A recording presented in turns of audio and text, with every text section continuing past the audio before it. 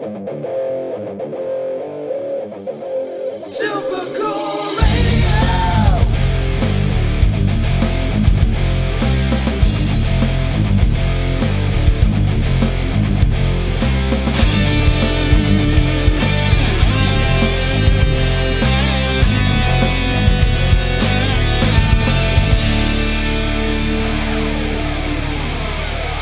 Hello, everyone. I am Matthew Thomas. This is Super Cool Radio.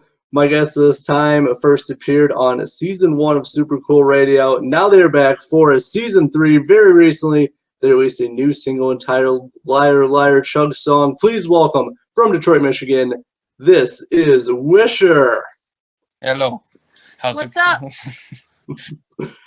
Thank you guys so much for hanging out with me here again on Super Cool Radio. Thank you for having us again for the second time. We very much appreciate it. Of course, and making up Wisher, we have Kayleigh on vocals and Noah on drums. And I'm repping my Wisher shirt for this interview. Saw you guys back in, I believe, October or September. I don't actually remember. Last year at the Muse Unmade in Fort Wayne. Very fun time. Nice time hanging out with you guys. Yeah, that was fun. That was fun. It was interesting as well. We were all pretty wiped out, and I had only had a Red Bull. That was, yeah, but that was like our first out-of-state show with Wisher. Man, there were so many points during that performance where I was like, "Don't pass out, don't pass out." I was staying above water during that whole performance. There was a few in that performance where I was like, "I hope I pass out. I hope." When I saw the performance, I was like, oh man, I did a way better job at just singing and not moving around so much. You could say that for any performance that we've ever done, ever. There's always stuff to improve. Of course. No, definitely, you guys put on a really great show, and as I said, it was awesome to actually finally meet you guys. I know we've been talking for, it was probably I think a year at that point. Yeah. So it was actually nice to meet in person. Oh, absolutely. It was great to meet in person. It's always that weird, first thing. It's kind of funny when you meet people, for the first time, not on Facebook or Twitter or social media at all. And you just kind of see them standing there. You're like, oh, they're actually a real person. They're there. You were taller than I expected. And then you were like, everybody says that. I think you said that.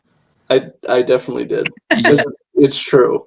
Yeah, I'm 6'1", but again, people only see me this much. Yeah, right. Nobody ever knows, and I think a lot of the time that happens with girl singers where people are like, wow, she's short, or he's short, even with guy singers, because singers, when the camera angle gets a certain way, it makes singers look way bigger and taller because they're over the crowd, but in reality, we're short. Well, yeah. A lot of us are short. For me, I usually hear, "Wow, you're a lot better looking in person." I mean, that's just me, I don't though. think anybody says that ever. Okay, wait, listen. No one has said that yet. Nobody has said that yet. Exactly. Manifestation. I'm manifesting it now. That's what pictures all. Now, after this interview, everyone's gonna say it to you. Just watch. Oh yeah. No. I set this up. I had this planned. This Okay. is all part of the plan. Now I'm gonna go out and I'm gonna receive so many compliments and things that I don't deserve. Give me compliments. Give me. You know that song? No. It's in my YouTube, my dark YouTube brain. My 3 a.m. YouTube. Give me compliments. Give me compliments. It's like a German singer. He's singing a song. It's a song. It's a real song. I swear to God. Okay, I don't know where. It's on the internet. It's on YouTube. Find it. Well, a lot of things are on the internet. That probably Look up "Give Me Compliments." Every time somebody says the words "Give me compliments," I think of that song. I'll remind myself not to. But thank you. All right. Well, getting a little bit back on track before we start talking about the stuff Kayleigh watches at 3 a.m. on YouTube. What music have you guys been listening to this week, other than that song? Well, I mean, for me, it's easy because all I've been listening to this week is Motley Crue because that's all I play in my other band, and that's all I have to listen to right now because that's all I'm learning I mean, on top of, just freshening up on our stuff because we have the show June 4th. It's kind of difficult for me to listen to our EP songs just because like I hear Mole's solos in there and it really hurts. So like reviewing those songs, I just say to myself, I know these songs, I'll be fine. And then Under Siege was sprung upon me in practice one night and I totally sang the wrong verse. And I was like, this is my song. I messed up the verse in my own song. Like I didn't know what the words were because I haven't been listening to the songs because I like avoid them. But I love the covers and I've been listening to the covers like Number of the Beast. We're working on Different People by No Doubt. But in terms of like pleasure listening, I've been listening to a lot of Leanne Rimes. Oh yeah, that's right. Yeah. Which is weird. And Whitney Houston. I've been listening to a lot of Leanne Rimes and Whitney Houston, and that's just because I love them as singers. Oh, because you're doing a karaoke thing too. Yeah, and I'm doing this karaoke contest, so I kind of been exploring like big female voices, and man, Leanne Rimes is badass. I agree for sure. No, very, very good. If you're looking for like the big female vocals, are two very good picks to choose from. Mm-hmm. Absolutely. Whitney scares me though. I think she scares anybody who's a vocalist. I Will Always Love You, but when it comes to songs like Dance with Somebody, someone suggested on my Facebook, I'm like, I sang it all the way through one night and I went, like I was done singing it and I like let out this big sigh because it was so hard to sing. And I was like, damn, I don't know if I could confidently do that at karaoke. I think singers would agree with you that it's quite difficult. It's But so high. I wish I had more time to just pleasure listen to things because, I mean, normally I make time because I feel like it's a necessity. You do both. But it's just lately, I mean, summer season is concert season, so it's just kind of been listening to all the stuff that we're preparing to play. No, I definitely feel you. I'm kind of the same way, even though like I'm not in the band or anything like that. Like I get so many submissions like throughout the whole like week that I have to, I listen to all of it, obviously, but it does like kind of interfere with like I want to listen to cool stuff, but then I want to listen to these submissions because it could be new music I like. So it is definitely a balance. For sure. How often do you get someone's song and you can't say it, but you actually are like, oh my God, this is sucks. terrible. I don't want to listen to this ever again. But you can't say that to anybody. You can't call anybody out. But like genuinely, how often does that happen when you have to listen to tons of submissions? Or like, how do you handle it when you don't like it? Like, do you tell them like, I wasn't really a fan of your last thing, but like, I just wonder if like there's something you don't like, how you would like say that. Would you tell us if you actually liked Chug Song? Would you genuinely be like, no, I hate it. You guys need to. I want you to be honest. Well, I mean, so since doing an interview, I obviously don't trash anyone, but privately, so like if someone like came to me with the song, which just does happen, I would probably say it's probably about one a week, maybe 1 to 10 to 12 days. I do get a submission where it usually. I respect art and everything like that, so usually if I do reject a song, it is either recorded poorly or it's just not the style of like super cool radio. As for like you guys, like I actually like a lot of Chug Song, so like that's not me. Yeah. I don't have to like pretend to be anything. We conned him into saying it. Yes. Give us compliments. That's gonna be the whole. This is going to be like the whole callback for this interview. Yeah, yes. Be us fishing for compliments on our own. No, but no, I try to be respectful with everything. I usually say that it just doesn't fit the style of Super Cool Radio is what I usually go with. I have like a predetermined letter I wrote out that I had people look over and proofread and all that. So like I do try to respond to everybody. Sometimes people just get lost in everything. So yeah, but no, I try to be upfront, honest with people. I do always put in that, it's not what I'm looking for, but I'm not saying that you won't find someone who will. For sure. That's a good way of handling it. I try to be professional as possible. This week was cool because I got like 3 songs before release date, and that was really cool to listen to. Oh, awesome. You're special. Well, yeah, I mean, that's got to be cool. I mean, he gets to listen to everything before it's out. I mean, that's part of the profession, but it's still pretty cool. For sure. But for me this week, I've been listening to a lot of Iggy Pop. That is like just my go-to music so far this week. Yes, sir. Good choice. I am a passenger. That's right. So you know about Iggy Pop's story and stuff? I talked about it before, how he saw Jim Morrison when he was a little kid, and Jim Morrison made fun of his voice. Actually, I didn't know that part, no. I thought Jim Morrison was like teasing him. I read this in a book, I swear. And Iggy Pop, like, you'll find it somewhere. It's somewhere on the internet. Iggy Pop talking about Jim Morrison, like making fun of him. Weird. But he was so inspired by Jim Morrison that he just was like, I'm going to do that. We're just masters of getting off track and go on these crazy tangents. Yeah, no, it's not a tangent because he said he's listening to Iggy Pop this weekend. Well, I mean, yeah, of course, somehow it's tied to Jim Morrison. I just knew that he was going to pop up in there somehow. Doors are a big inspiration for me. Well, I know that's why. Like that's Under why Siege. Under Siege is all Doors. That's true. It is. No, I not completely off track, but no, I was not aware with that. The biggest thing I know about Iggy Pop is that he did so many drugs that he can't get high anymore because of all the drugs he did. Yeah. He's been weird.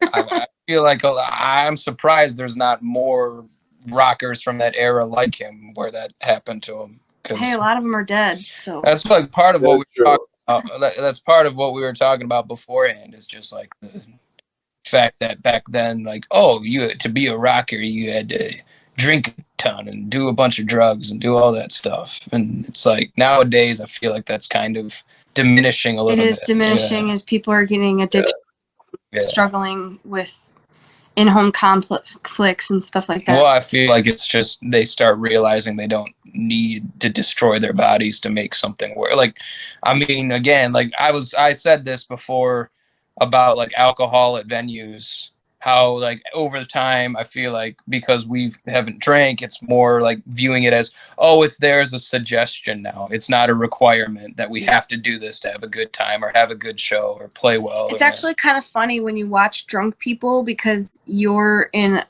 a place of soberness. Yeah, we right? were talking about that. And you're surrounded by people that are totally unaware of their surroundings.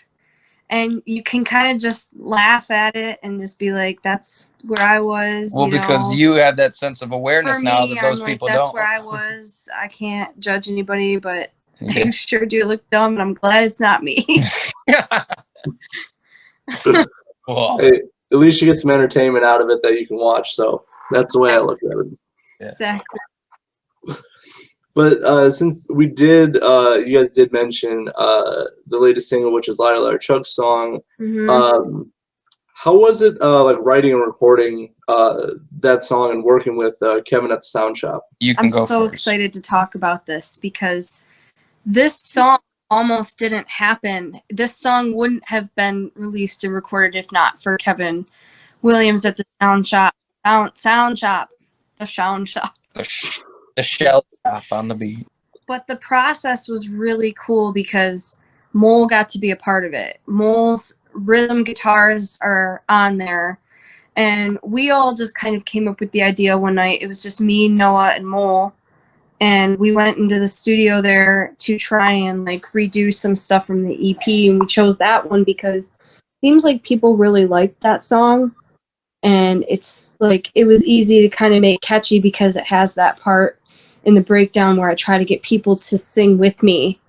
And it's been really cool performing that live and actually getting people to sing it back. That is cool when that happens. We have friends that know lyrics. Like Stage Drive has a great unit of people around them that are supportive and loving and awesome, and they will learn the lyrics to your songs. They will love you so much. Shout out to Michaela for sure. You mean Michaela? Yeah. Oh, Oh, yeah. She's like okay. a super fan. Yeah. She's like a super cool. I would be in fan. trouble. I would be in trouble if I didn't know who you're talking about. So yeah. No, you're right.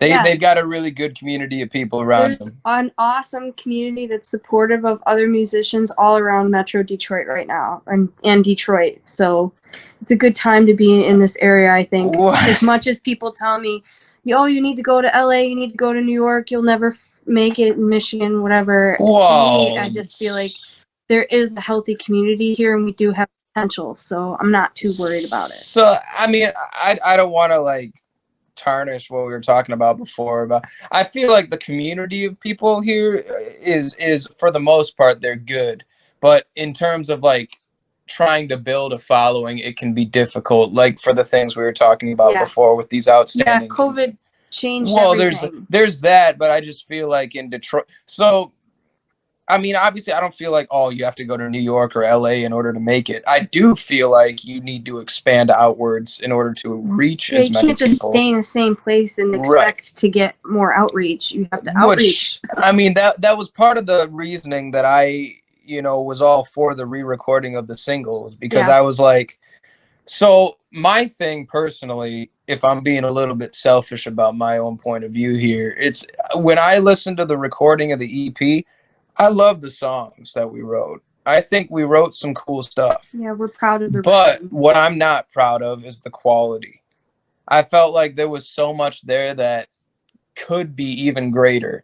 And that was kind of the thinking when we were going to go into the studio and re-record the song. It's like, well, let's record this professionally. See the difference. Compare it side by side. Yeah. And it turned out to be awesome. But at the time, we didn't even know it would be finished. Yeah. Because that was when, Mole happened, and that whole thing. I mean, we had no money. We were struggling with money. We weren't able to go back to the studio. Yeah, we didn't think we would have money to do masters or anything. To give the credit where it's due and the shout out where it's deserved, Kevin actually contacted us, and he was like, well, I'm going to cut you guys some slack and finish this myself. Yeah, he just kind of went ahead for us. Yeah, and those guys. He brought in Johnny and Phil. So Johnny obviously he did all the leads, and that's really cool because Johnny used to be in the Cover Bandits, which is a band that Mole and Brian, who were playing guitar and bass when you came and saw us at Fort Wayne. Those guys have been friends since they were like teenagers, right? And so yeah, that whole process of like not thinking we were gonna finish it, and then Kevin like surprising me, he like called me one day and was like, Kayleigh, I want you to check your email. Like I checked my email and I was just blown away. He used like a scratch recording that I had in the studio of me just singing along with Mole so that we knew where we were, because we were completely changing drums. So we were trying to reconfigure this song, and I had to go back and redo those vocals. She had to go back and see, that was the thing for me. Like when we started out, like for me, the song is completely different. Yeah. Like I completely changed, not everything, but pretty much most of what I was doing. And I actually had, I mean, I'm not saying like this is the be all end all of everything way you need to record a song or whatever, but I did have a click track finally, and I was able to follow something that was like consistent to where it's not like I'm just, having to do this all over the place. And some songs, but when I was changing it, I found it easier to like kind of play with the tempo, and that's when you hear the song like that double timed, like the additional, up pace change, and then bringing it back down, and then halftime stuff. It was so much easier to do that stuff because now I had like a consistent pattern to work with, and it was easier to like deal with the feel to make it as different as possible. I do think some songs are okay without click. I just want to say that we are not opposed to changing things in the future. Like Lady Jane, for example, that song isn't to a click, and I'm pretty proud of that song. None of the early EP the original single that was released, that mix is perfect. That song, I mean, it's wild, and I mean, I'm not here to bash a click track. I'm just here to just say like it's, I had a consistent I don't care about the click or not having a click. It's just more the fact that being in the studio was like the experience, and the end product of it was what we were looking at and looking for. And when we heard what it could be after it was all done, we were like, okay, now I think we know what we want, our future stuff to be. Mm-hmm. Like, we want it to be like consistent with the quality that this is, because to this day, I personally feel like it's the best sounding thing we have, like hands down. And this is what it should be from now on. Aside from Meant for Me. Well, Meant for Me is a great song too, but even that recorded in a professional studio, I think would be insanely That great. is the best sounding song on the EP, in my opinion. And it has, yeah. It has the most epic stuff inside of that song that I have not been able to like completely embody live, and I cannot wait for the new version of Wisher to show that. Well, that's where these two new members are so great, is because they can. Yeah, we have two new members. It doesn't matter what the quality is like. They've been able to kind of I kind of told them beforehand. Charlie May is the new guitarist. Yeah. And Izzy Savitas is the new bass player. And they both have great ears. They can pick out things and do it pretty much verbatim just by hearing it. And like, as far as going forward live, it's going to be awesome, because they're going to encapsulate, what you can't capture on an album or a recording of any kind, because because they have that, intuition and that ability, like that, Mm-hmm. with their ears and their ability just by playing to be able to do that. Well, yeah. They both sing really well. All right, well, I got a lot to unpack with that, so yeah, I don't think we gave him much time to speak. That's all right. Big thing, I got to give a shout out to Johnny. He's a good friend of me, a good friend of the show. He made the Super Cool Radio intro and outro music. That dude is insanely cool. He's insanely awesome. So no, he's a cool dude. I'm glad he was able to work with you guys, help you guys out, and record some stuff.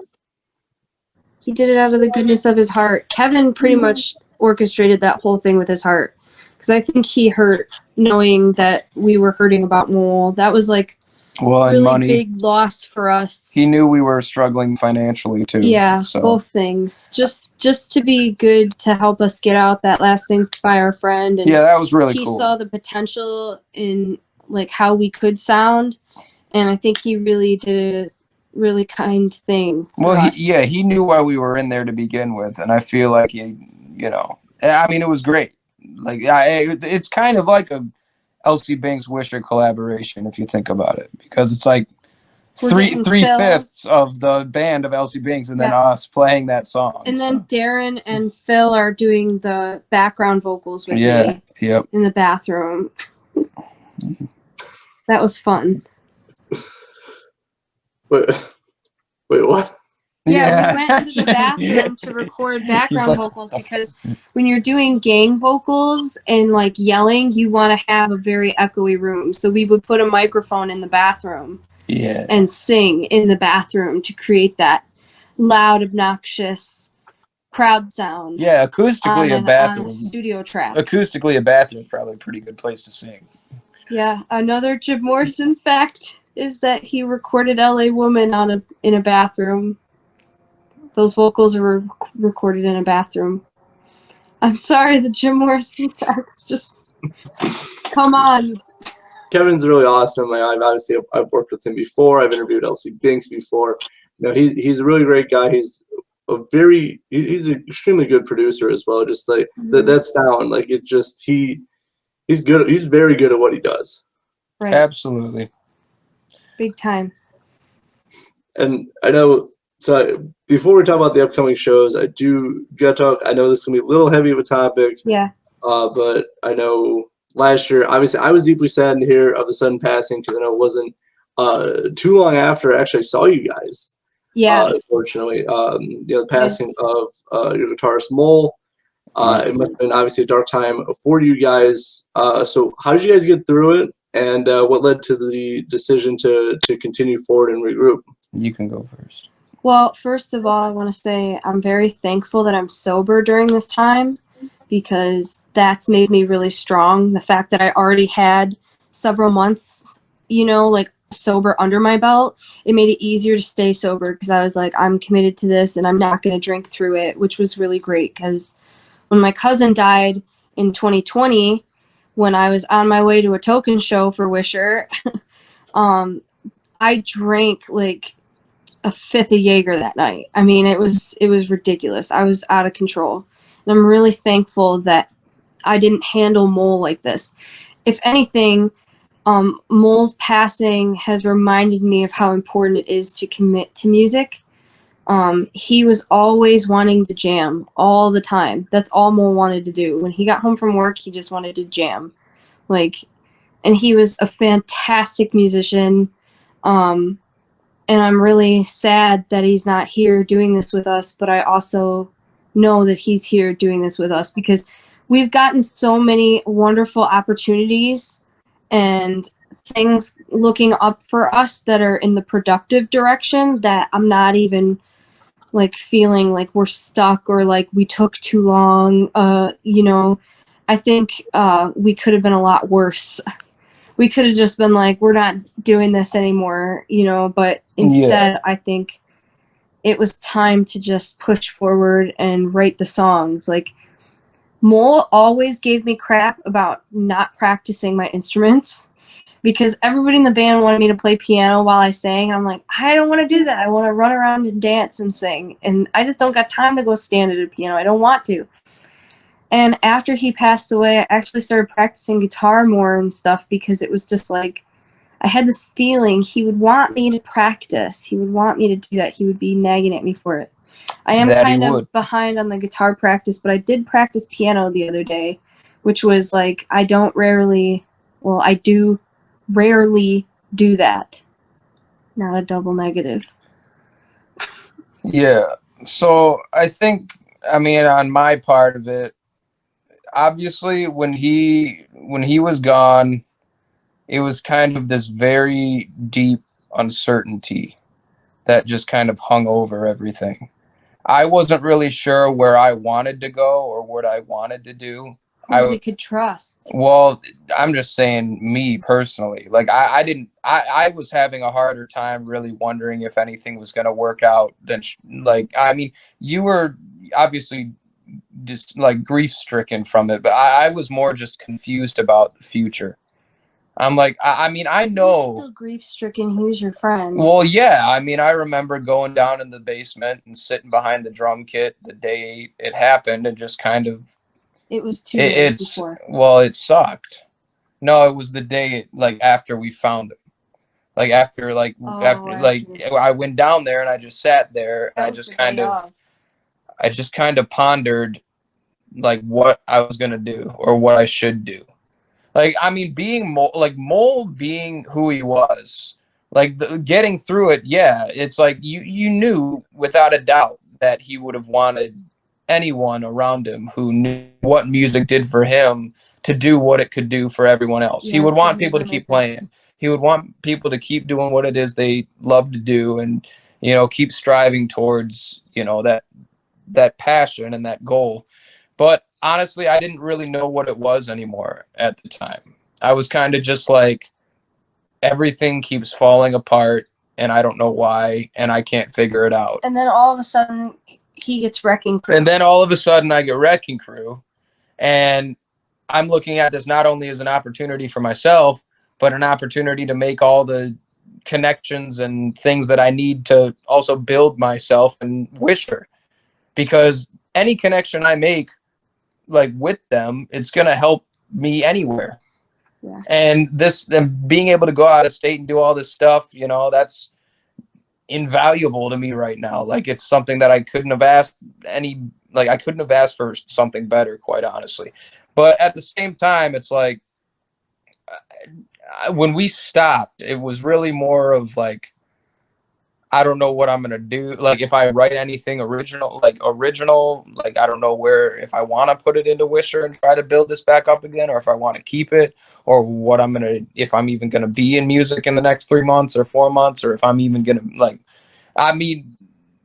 there's still elements of that pop up every now and then, but I think, like, to answer your question about like just coping, it's reminding ourselves what he would want from everybody that he was playing with, and he would want them all to keep playing, because that's what fulfilled him in his life, and that's, you know, what fulfills all of us, because that's what we want to do. We're musicians, and it's just saving that in the back of your head as a reminder. That's the coping mechanism, really.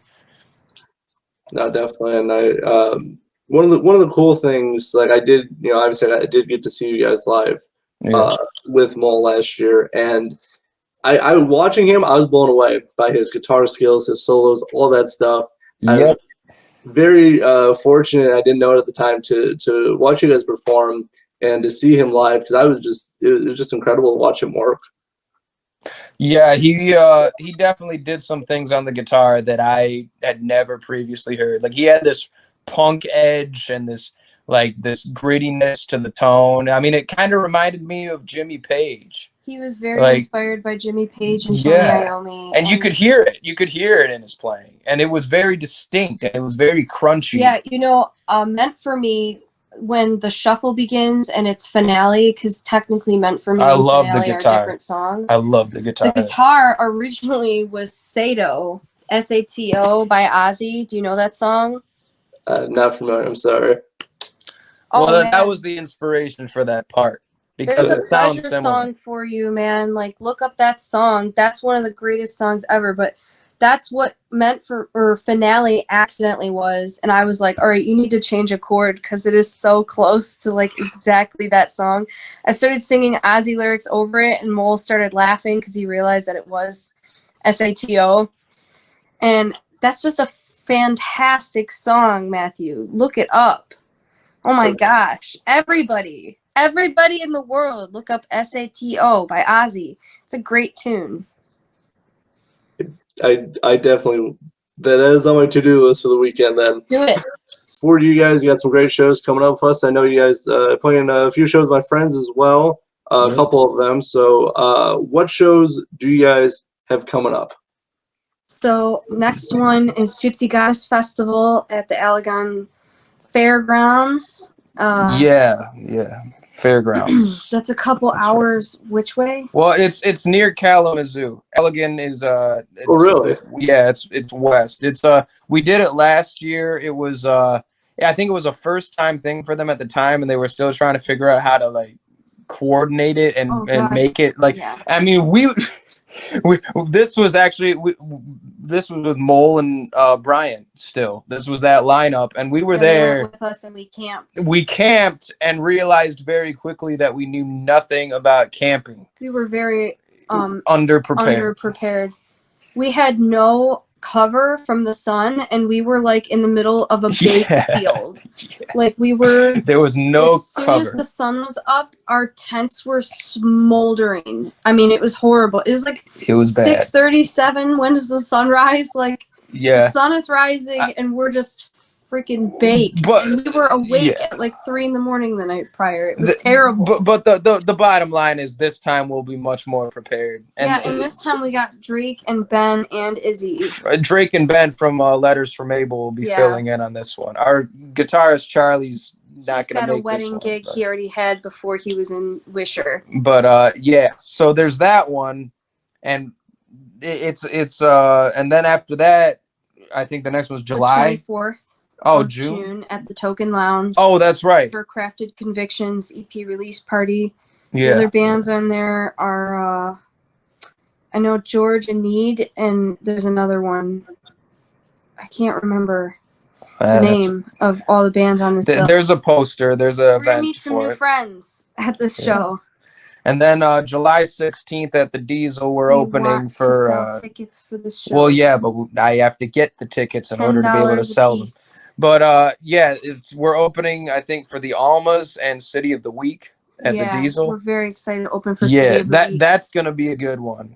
because I know I've known who City of the Week is for a while. You want They're a freaking badass cool. female lineup, you come to the show on July 16th at the Diesel. Yeah, definitely contact me for tickets. I We will got a have really them by the time you cool- contact Wisher me. has a really cool slot in the lounge, so be there. It's like a 9 o'clock slot, I think.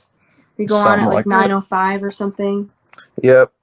And then you said the one at the Vault opening for Straight On. Yeah, we're playing at the Vault again. We love the Vault. Yeah. We have a broken cymbal that's signed by everyone, including Mole, that's on the wall. It's literally screwed into the wall at the Vault. I did that. I broke it. That They was me. also have us in their back office because we were like one of their first bands, and now they're getting all these really badass acts. And we're really happy for them as a venue because they started out scrappy, man. They're really putting this venue together.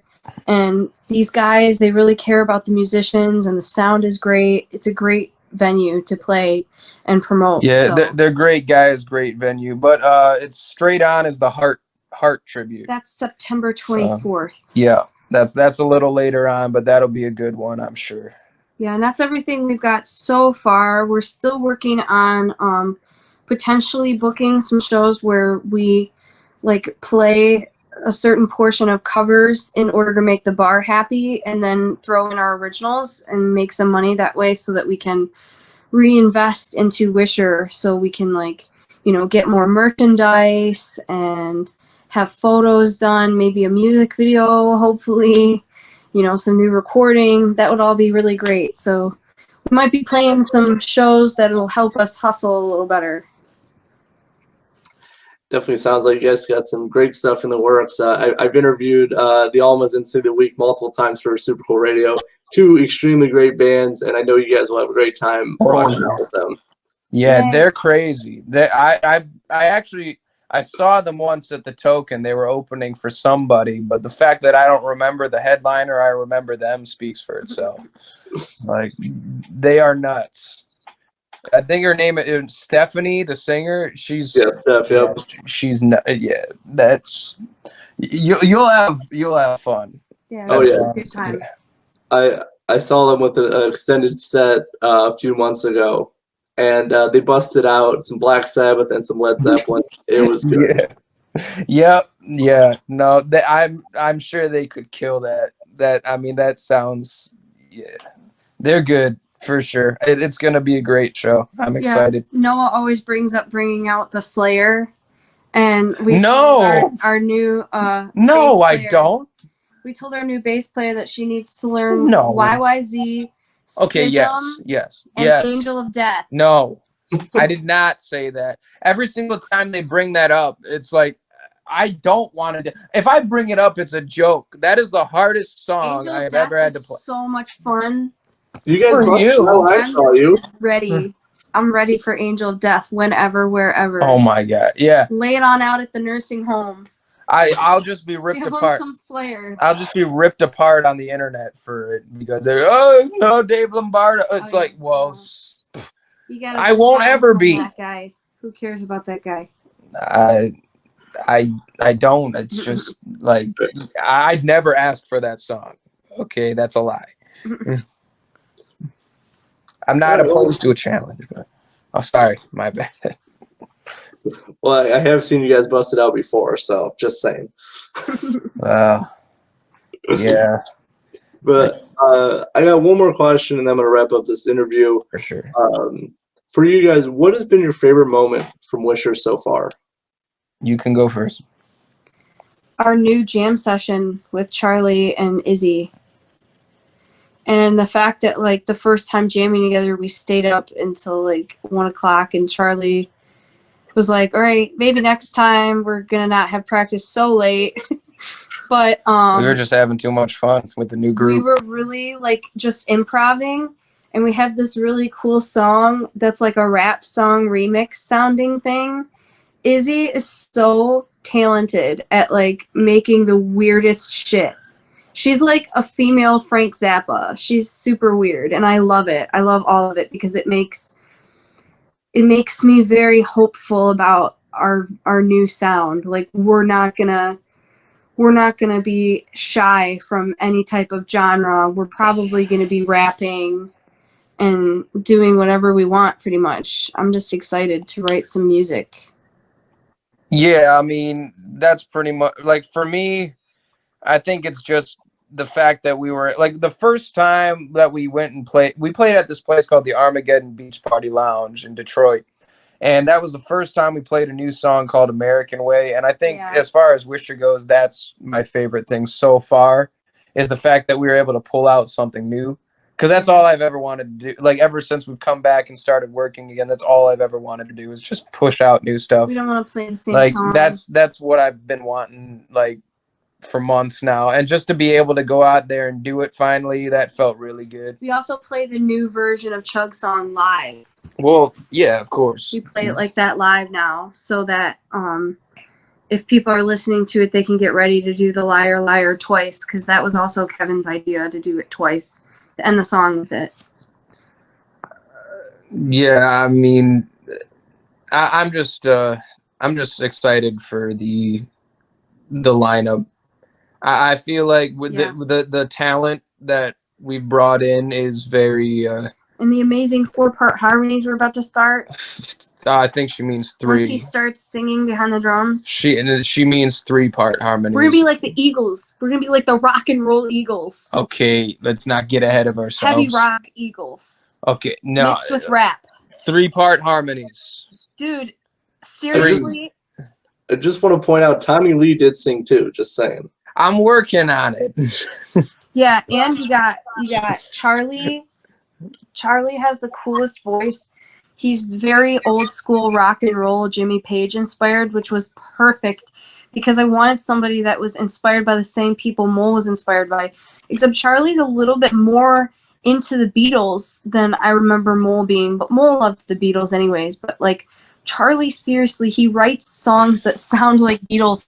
Like, I'm super excited about Charlie's new songs because all I ever aspired Wisher to be was like Queen. It's one word. You may get extra band members sometimes. It might become a super group, but it's still that brand. So even though Honey Eyes is just me and piano, it's still Wisher, you know. And like with Queen, Brian May would write a song and then he'd sing a song. And there's one new song where I was like, Charlie, you have to sing on this.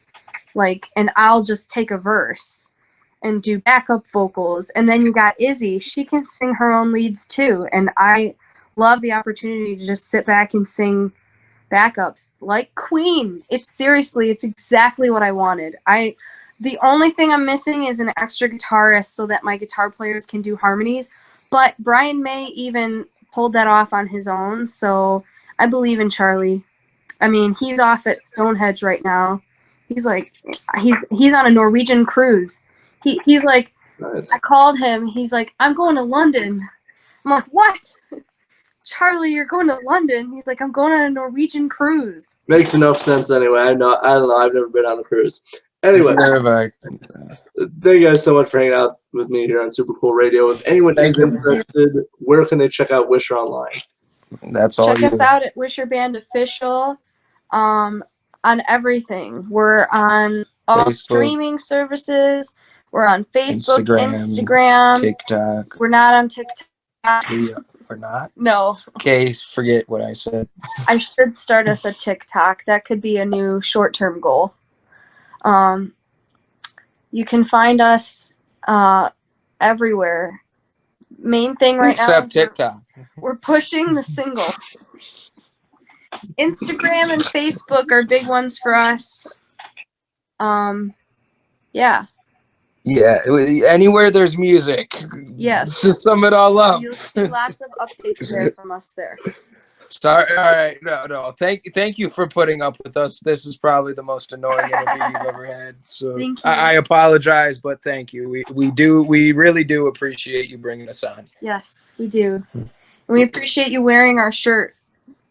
Of course. Every time I see somebody with a Wisher shirt, I can't even tell you how elated I am. It really changes my day. It changes everything. So thank you.